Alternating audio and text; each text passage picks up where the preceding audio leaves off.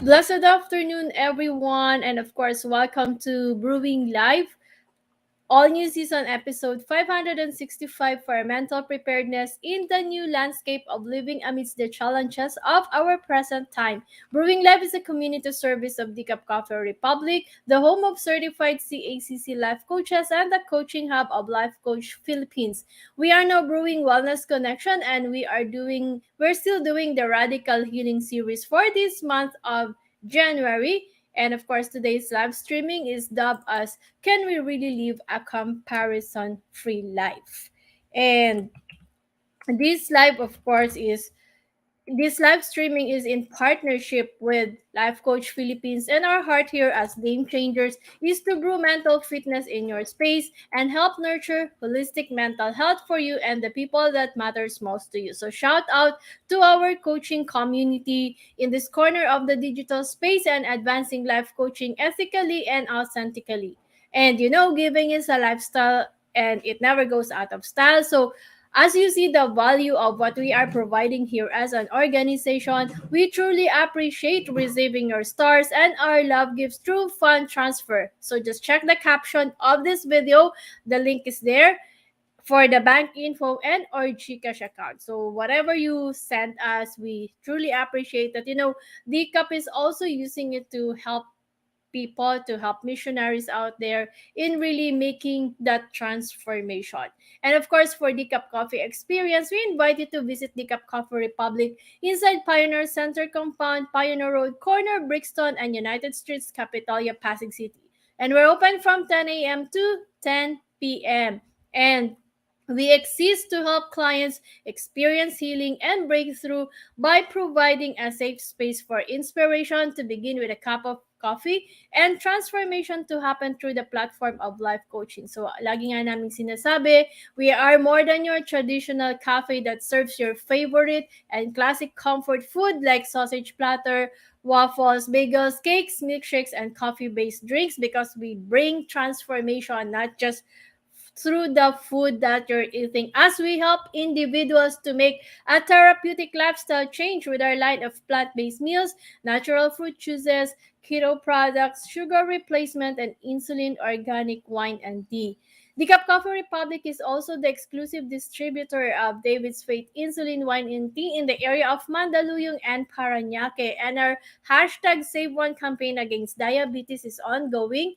So we invite you to join us as our reseller and brand ambassadors to help raise awareness of sugar regulator products to help fight the debilitating symptoms and effects of diabetes. So, yun nga, if you're someone na you're looking for something that can help you have an income each month, then we invite you to join us as resellers. Aside from you helping others to really get the transformation to a healthy lifestyle. Pero syempre, ikaw din muna yan.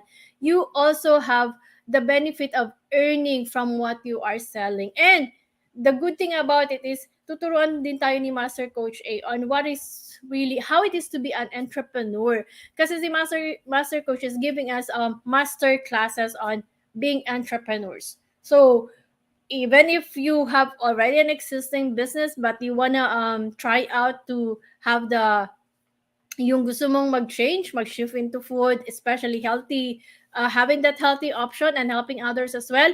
At the same time, creating that healthy lifestyle for you, then you can also enjoy the benefits of being a brand ambassador like us. So just connect with Coach Rezzhel, of course, and check out our FB page for the menu of the Santos meal and refreshing drinks. And you may message Coach Rezzhel at 0917-586-1661, and you can partner with the Cup Coffee Republic in advancing health and wellness in your space. And of course, if you just join us in, welcome and thank you for being here. You may circulate the link of this video to invite your friends to watch with you or your loved ones. You may also tag them in the comment below, and Give them some shout out, thumbs up, encouragement, motivation, and best, just acknowledge and express gratitude. So, as for me, let me give my shout out to my fellow mental collectors inside Bill Learning Society by Master Coach A. So, if you're one person who desires to experience transformation in areas of health, wealth, and relationships,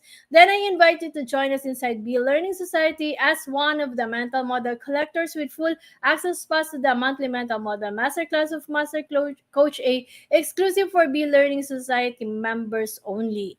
So join us inside, learn with us, know masayang malaman ko ano yung mental models or mental maps mo kasi you are now aware of how you're thinking, how you're responding to situation, even with obstacles that you encounter.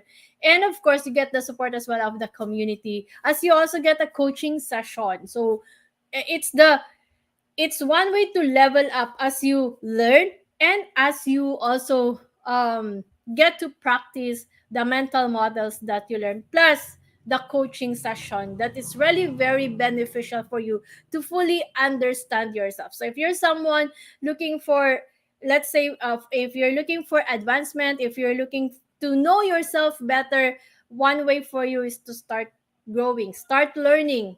Sabi nga, learning will always lead you the best result. But you should learn with wisdom, and you have to be careful of the choices where you get your learning. And I assure you, if you learn with us, that would be a great way for you to open up the success that you're getting. So I want to welcome, of course, everyone here. I'm now seeing our coaches, our kindred coaches joining us. Of course, we have your coach on my better half. We also have Master Coach Yasmin. Thank you so much, and Coach Nords all the way from Benguet. Thank you so much, Coach Nords, and Coach Ayan. Welcome here. So we're now diving in. By the way, for if you're interested to join us in the mental model masterclass, just connect with Coach Rezzhel at 0917-586-1661. And now we're diving into today's conversation. It's, can we really live a comparison-free life? Ano nga ba kasi ang meron kay comparison? At mahilig tayong mag-compare. So, tag your friends, forward this video link, and invite others to join our conversation in radical healing. And for those of you joining us for the first time, of course, I'm Life Coach Joya. I'm a certified CACC life and mental health coach. I'm also a public speaker, a mental model collector, and a master builder apprentice of Master Coach A. And I am the founder and creator of a Women's Epiphany coaching community. So join us now. And I am also a relationship coach, and I help women restore fidelity in themselves to be who they are and what they want to be, so they can love and create better relationships with themselves and the people that matters to them. Kasi sabi nga, you cannot give what you do not have.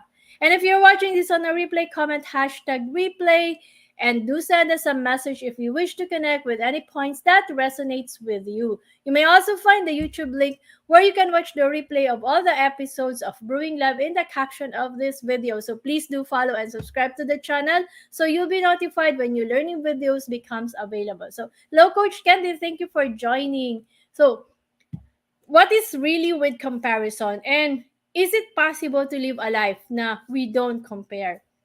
Human judgment is by nature comparative. Mahilig daw talaga tayo mag-compare. And it's because people make evaluation and they do it in relation to pertinent norm or standards. So nanggagaling siya sa mga set standards na meron sa community or sa society. And when we interact with others, we also judge them.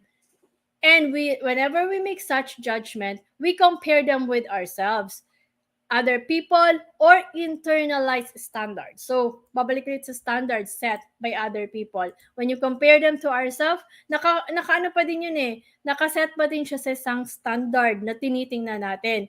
And countless social psychological experiments have shown that comparative thinking plays a role in a person's perception and social cognition as a whole. And when we compare ourselves to others, it's very normal it's a very normal human behavior.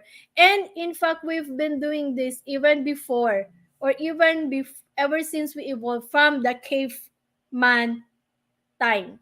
So prehistoric times daw talagang meron ng comparison, or is actually based on the judgment that we perceive from the norms or standards set by society. Noong unang panahon, simple lang yan. Parang simple lang yung comparison. Bakit parang mas matagal yung apoy sa kanya? Kasi di ba noon, they build fire. So, yung people would wonder kung bakit kaya napapatagal nila yung fire nila sa amin, hindi. Or bakit pag maulan, nagfo-flood yung kitchen nila, kitchen namin sa kanila hindi. So, mga simple things na like that. And comparison or looking at others on how they do things can actually propel us forward to grow and learn. May benefit din naman po talaga ang comparison. Unfortunately, when we look at others do things, can also leave us looking at things that's not working in our lives and where we are lacking. Bakit ba? Bakit ba kasi ginagawa natin yon? Because either consciously or unconsciously, we are not really happy with the areas of our life where we feel that despair. But the good thing about comparison is that it's a habit. So, kung habit siya, you know that habits can be formed and can be changed. So may pag-asa po to really stop comparing ourselves to other. But in order to break free from the habit of comparison, it's important that we are clear with our why. So kung babalikan natin ang mental models, the goal achievement mental model, knowing your why you have to do such thing, knowing the value of that why. So bakit ba, ano ba yung value kung hindi tayo nagko-compare? Kasi madali lang naman sabihin na let's say yung goal mo is to not compare yourself, pero minsan nagde-default ka na you still compare. But if you know the value of why you don't have to compare yourself to others, it becomes clear and easier for us to do it. In psychology, there's a psychologist, Festinger. He said that yung dun sa na-create niyang social comparison theory, it states that humans can't define themselves independently, but only in relation to other individuals. So, when we are asked about ourselves, kaya nga dapat you have to know yourself better. You have to know yourself deeper so that you know your value. But most often, wala talaga tayong awareness dun. Even I don't have that awareness. Kaya nga, I am into coaching and I have a mental health coach to help me as well to discover myself in the process. Kasi minsan, we have that concept na I know myself. Alam ko yung sorry, if I rate myself ganito. Pero if we deep dive into that, I assure you, you will be magugulat ka na, teka, hindi ko pala talaga kilala yung sarili ko. Because there are a lot of standards that we are setting within ourselves that was set by the norms that we have, the culture, the beliefs that we have. So, funnily enough, comparing our behaviors, opinions, and feeling to someone else is actually necessary to find better answers to the timeless questions about who we are. Sabihin natin, hindi mo kailangan mag-compare kasi ganito, ganyan eh. But at times, it helps kasi nakikita mo, teka, si ganito, alimbawa siya, si AI, ganito yung behavior, and she's successful or he's successful. Ano yung ginagawa niya na hindi ko nagagawa? So, it allows you also to take a time of, or moment of reflection within yourself to validate and know where are you are, or what is who are you now in the process, or who are you now for you to be able to get the success that you want. And in this approach, there are actually two types of social comparison. Meron po tayong tinatawag na the upward comparison, where we compare ourselves to people we think are better than us. So, yung benefit nito is you tend to know yourself na teka lang, yun nga yung kanina example na si AI, sabi nating successful, anong ginawa niya for A to be successful? So where am I lacking? Where can I improve? Not to beat ourselves, but to improve. Kaya nga it's easier said than done kasi kahit naman ako, at times I would tend to say to myself, parang hindi ko ata kaya yun. Hindi kasi ako yun eh. May ganun. But with the help of my coach, I am able to arrest those negative emotions or the self-critic that I do with myself when I start comparing myself to others. So, yun yung una, the upward comparison. Meron din tayong tinatawag na the downward comparison. Ito naman yung when we compare ourselves to people we consider worse than us. And how is it helping? We tend to appreciate the things that we have. So, ito yung value ng comparison. Pero bakit nga ba talaga tayo nagko-compare? Well, comparison is a natural human tendency at hindi naman talaga po masama ang mag-compare. In fact, we do it all the time. We compare our current situation, kung asa na tayo, tinitingnan din natin yung before ganito, pero ngayon eto na.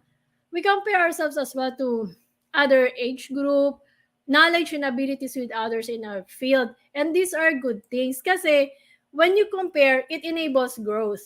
Bakit? Because it's allow us to form a baseline for where we are in our life and where we want to be. So it gives us that, it allows us to take stock and calibrate ourselves against other people, even those people that we look up to, because it seems it gives us a sense of a measurement kung asa na ba tayo, which is a valuable tool in self-improvement or a valuable information in self-improvement. Ito yung positive side ng comparison ha. So that's what we're talking here. It's okay to compare as long as enables growth in you, because if you don't have the ability to compare yourself, then you have no way of knowing whether you have progress at all. It is also a powerful motivator. It can help us become more successful if we harness it correctly. So, meron siyang disclaimer, you harness it correctly. For example, may friend ka na nakabili na ng bahay compared to you. It can motivate you to work harder and make money to really buy as well a house. So parang motivator siya. But if you use it, sabi nga, there's always two sides to a story, there's two sides to a coin. Although sabi nila there are three sides to a coin, but there's two sides to a coin. So comparison can motivate you. It can also be a source of your feedback loop. You remember the mental model, positive feedback loop or feedback? Because if you know you're doing better than someone else, it motivates you to continue doing well. And if you're at your worst than someone else, it can motivate you to work harder and improve yourself. But because there's someone else giving you that feedback, if you know, because what you tend to do is you change strategies and tactics and you keep doing better. So important in someone is giving you a feedback na yung feedback na if you are being compared, you tend to not to put you down, but to really let you see yung ano ba yung meron ka that can really move you forward. Pero sabi ko nga, there's also a flip side to comparison, because comparison can be a double-edged sword. So it can be a powerful motivator, but it can also be a strong deterrent for you from doing something else. And it's not good for your mental health in the long run. So when you talk about people who you consider better than you in some way, you can often fall in this trap.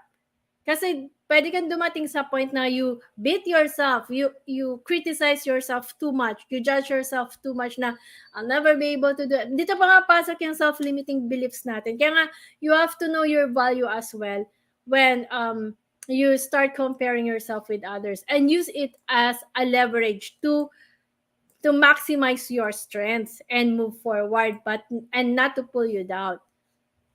So comparison can be a deterrent for you from doing something, and it can be detrimental to doing something. So if the thing you're doing is something that you enjoy, then comparisons can sometimes make you more reluctant to do it.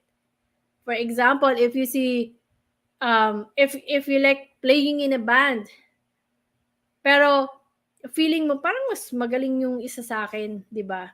So you may not want to do it. So nagiging detrimental din yung comparison. Kaya nga kailangan mong tingnan, it's better that you have someone, an accountable partner, or someone that you can talk with to really help you out when you start questioning yourself, when you are comparing yourself with others.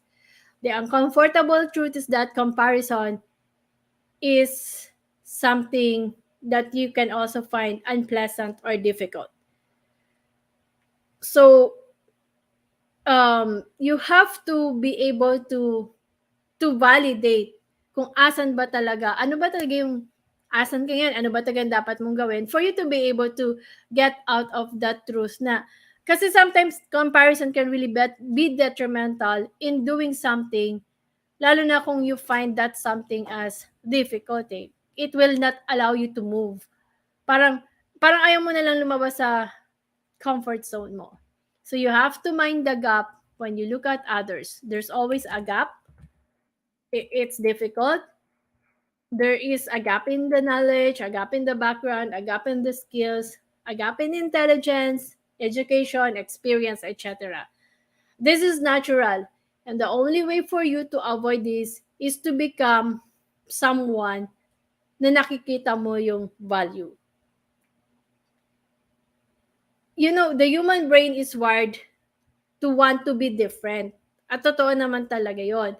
Where we are wired to want to be special. We are wired to want to be unique. So it's not good that when we try to compare and clone ourselves, parang clone mo yung sarili mo with others, it would feel like it's a failure because that failure would affect how you would really see yourself. And dun umaano yung comparison eh. Dun ka tatamaan ng comparison negatively. So when the urge to compare comes and you see there's no benefit that it brings you, here are some things that you can start doing to help you out with how you can deal with comparison and really live a comparison-free life. So, teka lang, ayaw gumalaw ng aking mouse. So first is remind yourself that you're already good enough. So focus on your strengths and go back to your past successes. Paano ko ba nalampasan ang mga yon? Ano ba yung ginawa ko? So that you will be reminded that you have that strength, that you are good enough, that you are good enough, and you don't have to compare yourselves with what others can do or the strengths that they have because you have your own strength. And of course, set realistic goals and think about what actions to take to achieve them. Parang what works better for you because what works for others might not work for you. So laging dapat ikaw know the value of the goal that you set and know what's better that will work for you. You also have to avoid triggers of harmful comparison. So for example, ano ba yung pwede kong gawin? Like, when you're doing your newsfeed, are you scrolling and when you see your friends doing this, doing that, you feel, bakit sila you start comparing and then you feel negatively. So maybe you can start taking off or decreasing your social media intake para hindi ka natitrigger ng harmful comparison. And instead of being goal-oriented, hindi po ibig sabihin na dapat wala kang goal. Meron pa din. Kaya lang, at times, we focus more on the goal instead of how to do it. What you can do is try to shift your focus to being process-oriented. Ano ba yung mga pwede kong gawin? Ano yung process that I have to do so that I can reach the goal that I set? Instead of comparing yourself to what could have been or your past self, ano ba yung ginawa ko last year? Ano yung natutunan mo? So, go back to the process to help you out. Look at the whole picture. Instead, kasi di ba, if you are one of the students for Mind Traps ni Master Coach A, meron tayong doing overgeneralization. One of the traps that prevents us from moving forward. And when you generalize, you assume something incorrect about the person you are comparing yourself to. So think about, teka lang, ano ba yung assumption ko? And where is that assumption coming from? So instead, look at the picture of how you want to see yourself so you can stop comparing from others. Hello, Coach Lady Jen. Thank you for joining. So you see, comparisons are a normal part of life or part of human cognition and can be good for the self-improvement process. And when we compare ourselves to others, we get information about what we want and where we want to be, and we get valuable feedback as well on how we measure up. However, it can also cause us a lot of psychological pain. It's it happens when we start comparing ourselves to others too much that we run into problems like hindi na tayo makagalaw, naiwan na tayo doon sa self-beating, sa criticizing ourselves. So be mindful of both sides. And also be aware that everyone has completely different life experiences and luck. So comparison is good if you know how to leverage it. So if you need help on how you can really the maximize the comparison aspect, then connect with us. Let's have a conversation. So thank you so much for joining me today and supporting the advancement of mental fitness. And I would like to invite you to join us in our community events. It's face-to-face. Yung coaching for the soul lang po taga ang may online, but the rest of the yung ibang activities namin like the talks, you have to go and visit us at DCAP to have a conversation with us. So for tonight, it's gonna be Nurturing Monday, Walk Along with Coach Tin. So that's me. Tonight, I'm going to be talking to you about communication. Why do we often miss out on communication? Ano ba yung nagiging cause why we are, kahit matagal mo nang kilala, nagkakaroon pa din ng miscommunication sa relationship? So, join me tonight at 7:30 p.m. And tomorrow, Groove Tuesday, it's all about habits with Master Coach Jasmine. If you're someone who has been comparing yourself and you can't seem to move forward because you were stuck in the comparison game or the comparison trap, then join Master Coach Jasmine tomorrow with It's All About Habits. So let's create a new habit where we live a comparison-free life. Purpose Wednesday, away in a day with Coach Rezzhel. Here, you get to determine your purpose. And if you already know your purpose, but you don't know how to really start working on it, then connect with Coach Rezzhel. Strengthening Thursday, Coaching for the Soul with Master Coach A will now be on part 17 of our The Science of Getting Rich. So do join us and let's start thriving this 2023. On Friday, we're closed, but we'll be back for Fab Saturday, Open Mic with Coach Orville, where all you have to do is express yourself. You can sing, you can play the instruments that we have over at DCAP, or you can do your spoken words or your poetry. And for singing, you don't have to be a professional to sing. If you love singing, naghahanap ka ng venue na gusto mo naman talagang kumanta, ma-express mo lang ng sarili mo, visit us at DCAP Coffee Republic. And on Sundays, Comfy Sundays, Sundays for Life with Coach Sean, where he talks about creativity. How can you start using creativity in your life to get the success that you want? How can you be creative in your time, your use of time, your relationships, your problem-solving skills? So that's the events that we have every day at DCAP. So do join us at 7:30 p.m. every night. And if you're interested to become a professional service provider, either as a life coach or mental health coach like us, connect with Coach Rezzhel through 0917-586-1661 to know more about the Coactively Co-Create Life Certification Program by Master Coach A. And we are now accepting application for mental health certification and internship program with limited slots. So make sure that you make the reservation with Coach Rezzhel. So join us back tomorrow, same time and same digital space for episode 566. Make your goals real by Coach Rezzhel. I'm Life Coach Tindy Joya, mentally fit to serve in behalf of Life Coach Philippines. This is us in the Philippines. Love, bam, boom. See you. As a business owner, are you overwhelmed by the need to post beautiful, engaging content every single day? Are you left wondering what to write? Tired of scrolling through stock photos that all start to look the same? Confused by complicated graphic design programs? Rise Up Creatives is here to help. Each month, we give you everything you need to create 31 days of social media content in just 5 minutes a day.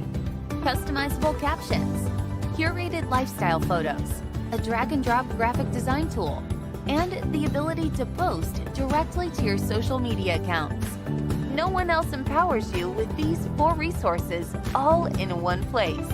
Each month, we help you plan your social media calendar by providing you with 31 image themes and customizable captions so you can quickly and easily create engaging content and grow your following. Simply select the image that works best for your feed or story. Then, copy the caption and customize it to fit your audience. 5 minutes a day. It's that quick. Plus, you'll absolutely love our drag-and-drop graphic design tool. Start from scratch or choose one of our beautiful templates to fit your unique brand. When you're ready to export your design, you can download, email, or post directly to your social media accounts. Here's the truth. Our world needs what you have to offer. Don't let technology or procrastination hold you back. Rise Up Creatives is more than an online resource. We're a community helping you overcome your biggest barriers to reach your greatest goals. We're here to help you rise up and be creative.